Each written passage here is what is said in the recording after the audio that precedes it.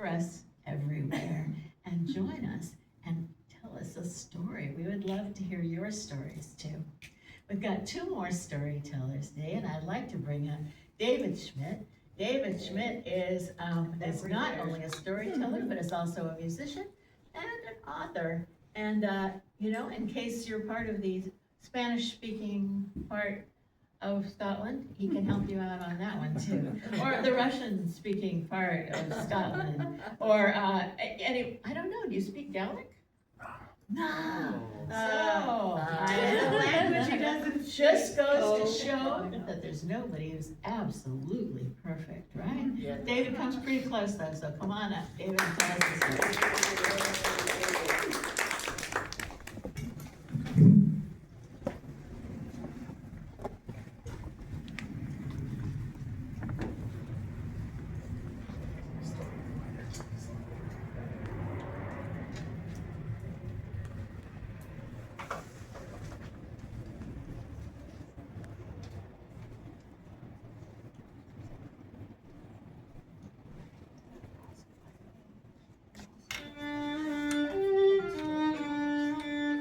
When Chapman billies leave the street, and drouthy neighbours meet, as market days are wearing late, and folks set out to tack the gate, while we sit boozing at the nappy, getting food and unca happy.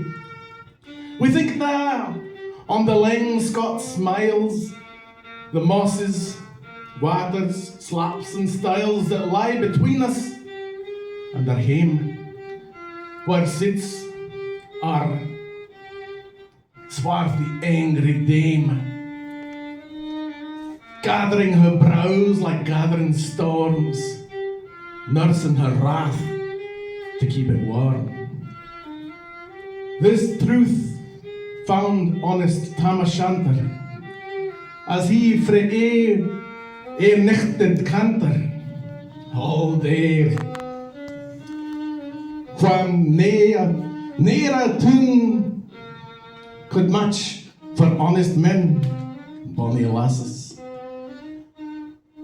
That's how the story that I'll be telling you tonight begins in the original words written by Robert Burns. Now, if you had a little trouble understanding those first words, it's not just because of my own poor imitation of a Scottish accent. It's because those verses were actually written in a different language. They were written in the Scots language. Now, as Marilyn mentioned, I'm a language guy. Then the Scots language is fascinating because it's a sister language of the English that we speak. Some people think of it as a dialect of English, but the two languages actually evolved from a common root, from Middle English. Scots went one direction, and our English went a different direction.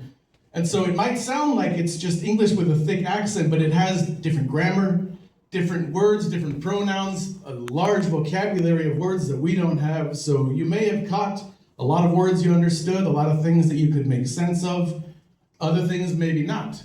Like one phrase that begins pretty close to what we would understand, where you say, this truth found honest Tam O'Shanter. That's pretty understandable.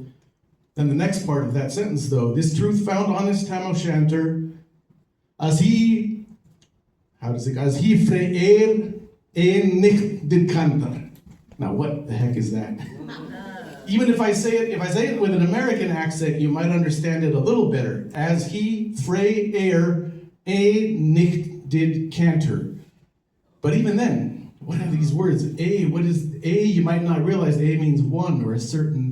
You might not realize nicht means night, and canter, well, who the hell knows what canter means? But it's probably some verb of motion. So in the interest of time, I'm not going to recite the whole poem in Scots, also because I didn't feel like memorizing a 230-verse poem. I'm going to tell you that story, picking up where good Robert Burns left off here, introducing us to our hero, Tam O'Shanter. Now, as the poem begins, talking about these nights as the marketplace is picking up and people start heading to the taverns and druchty neighbors meet, thirsty neighbors meet each other for a drink. Well, Tam O'Shanter, he was one of those thirsty neighbors. He was a little too thirsty. Tam O'Shanter, he loved the drink. He would find any excuse to go out and drink with friends. Every single market day, he was at the market, at the tavern, drinking. Every time the smith in town was shoeing a horse, no matter what the nag was, Tam O'Shanter was there with the smith to celebrate shoeing the horse by having a drink with him. And in the original, every excuse he had to have a drink.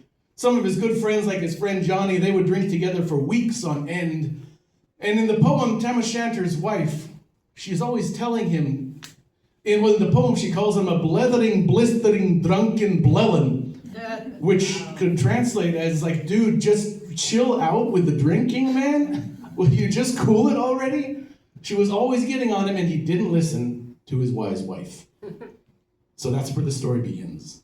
And one night, stormy, blustery, rain's coming down, thunder and lightning outside. It's been a market day. The market, the peddlers have all left. And Tam O'Shanter, he's in the tavern, and he's having a glorious night in the tavern with his friend Johnny, who was like a brother to him. So they're sitting together in the cozy corner of the tavern right by the fireplace, and they are drinking and laughing and singing and telling stories. They're talking to the innkeeper, and Johnny's telling stories, making the innkeeper crack up. Tam O'Shanter's over here kind of flirting with the innkeeper's wife a little bit, and he just feels at the top of the world. If you could have seen Tam O'Shanter that night, if you could have seen him and then a king next to him, you would have said that king was just kind of a lucky guy. But Tam O'Shanter, he was glorious. He was royalty. He felt that way. But as we know about pleasures like very fleeting. They come to an end. Just like when you pluck a poppy, those petals from that poppy start to fall off. Or when that beautiful white snow comes down so beautiful out of the sky, but when it lands on the river and it melts and it's gone, no man can hold back the tide and no man can hold back time, and Tam O'Shanter couldn't either. So eventually it came time to go home, to go out into the storm. So he said goodbye to Johnny and to the innkeepers, and he went out. And the rain is just pouring down now. Nasty weather. Winds, gales are blowing. And Tammy went out and he got on his old gray mare. Her name was Maggie. She was a really sturdy gray mare. And he got on Maggie, saddled her up, and he just rode off into that nasty storm. Now he had a little liquid courage. He was fortified by it. So he didn't mind the storm at first. But the weather got more and more dismal. He tried singing some old Scots ballads to himself. But the weather got worse and worse, and he's riding on and thinking, and his thoughts turned a little dark. And as he's riding, his thoughts turned to all the stories he had heard as he comes upon the river Doon. His wife had often warned him, one of these days you'll drink too much, you'll fall in the river Doon. Or even worse, you might get taken by those evil beings that live in the haunted kirk of Alloway. She had warned him about that. Those thoughts are now coming through his mind. Let's get a little creepy music for this. Those thoughts are running through his mind. And he comes to that bridge going across the river Doon. And he thinks about those stories. We've all heard the stories that these evil creatures, devils and ghosts, they cannot cross running water. But he's also thinking about the evil things that happened in that running water, the river Doon. He thought of one friend of his who got drunk and fell in and drowned in the river Doon. He thought of some local hunters who were out hunting one day and they found a murdered child in the river Doon. And he thought of a woman from town who had hanged herself on that tree overlooking the river Doon. He's thinking of all these morbid thoughts as he crosses, then heads uphill, and then he realized where he was now. Now he's at the foot of the hill where that old haunted church, the Kirk Alloway, stood. And he saw that church, but the church, it was like it was ablaze, like it was on fire. There's light coming out from the church on every side. It's been abandoned for years and years, but there's this blazing light coming from in the church. Now, if you knew that a church was supposed to be haunted, and you saw a crazy light coming from it, would you go closer to that church? Most of us wouldn't, especially not in this sober state we're in. But Tam O'Shanter, he was under the influence of John Barleycorn that night.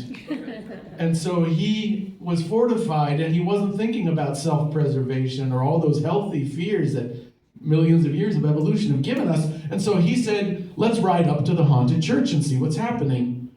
And it was Maggie, she didn't want to go on. The horse, she was smarter than he was. She was trying to hold back, but he spurred his mare on. He got her to go closer. And as he got closer, he heard joyful, celebratory music.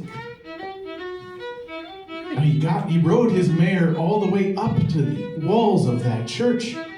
And he got close enough where he could peer in one of the cracks in the walls where some of the stones had fallen out. And he looked in and he saw the biggest party he had ever seen. Every witch and warlock in town was dancing inside that haunted church, along with other creatures too hideous to describe.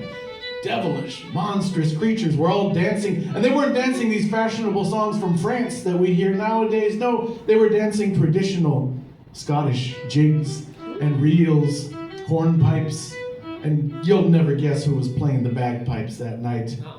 Old Nick himself. Ooh. The devil in his own hideous form, covered in long black hair, was playing the bagpipes, playing these happy, joyous tunes. Everyone is dancing.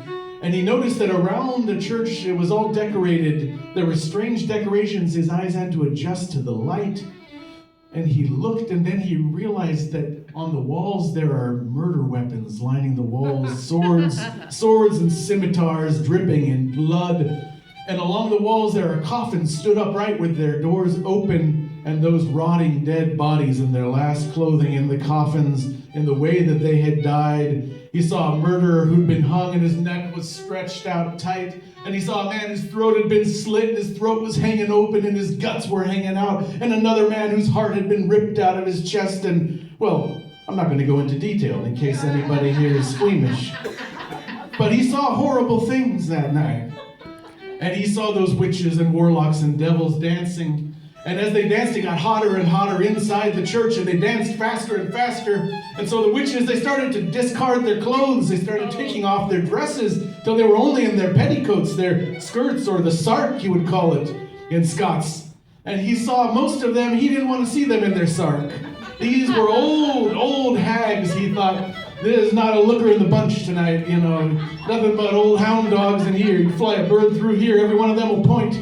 He didn't want to see that, but then in the middle he saw one he did want to see. It was a pretty young lassie. And this young lady, she was dancing in the shortest sark you could imagine, a very cutty sark, you would say in Scots. She was wearing this cutty sark, dancing and dancing. And in Tam O'Shanter, he guessed that she must have received this sark as a gift when she was 5 years old, and she hadn't changed it since then. And by now she was full grown, that sark. It didn't leave much to the imagination. And the way she was dancing, she was gyrating her hips, and she's bumping and grinding, and all these, and everybody's watching. Even the devil over on the bagpipes, he was trying to get an extra peek at her too. And Tam O'Shanter, he saw that, and he couldn't hold it in anymore. He couldn't control himself. And so he shouted out, "Wheel done, cutty sark!" And the music stopped, like a record scratching. Yeah, it's good. And everybody, every witch and warlock and demon and monster in there stopped and turned and looked right at Tam O'Shanter, at the wall where he stood. And then they chased after him like in the marketplace. If you shout out, "Stop, thief," they did that kind of a chase. And so he spurred on his old gray mare. And let's do some chase music. And so they chased him out of the churchyard. He's riding as fast as he can, and he's beating that old gray mare. And every witch and warlock and monster is chasing right behind him. And he's riding as fast as he can, just trying to get to that river because they can't cross the running water. He's riding as fast as he can and cut that girl in the cutty sark. This hot chick, she's right in front of the crowd. She's almost catching him. And he's trying to ride as fast because he knows if they catch him, he just knows they're going to fry him in hell like a herring. So he's riding as fast as he can. The bridge is up ahead. Once you cross the bridge, my friends, the devil's through, his power ends. And he gets to the bridge, starts to cross it, and that girl in the cutty sark reached out and grabbed the mare's tail and ripped the tail right off, leaving nothing but a stump. And now, with the final words of Robert Burns' poem, he says, Now, wha this tale of truth shall read, ilk man or mother's boy, take heed. Whene'er to drink ye are inclined, or cutty sarks be on your mind, think thou may buy the joys too dear. Remember Tam O'Shanter's mare. In other words, if you think about going and chasing beer and chasing women, think about Tam O'Shanter's mare. She lost her tail. You might lose much more than that. Tam O'Shanter.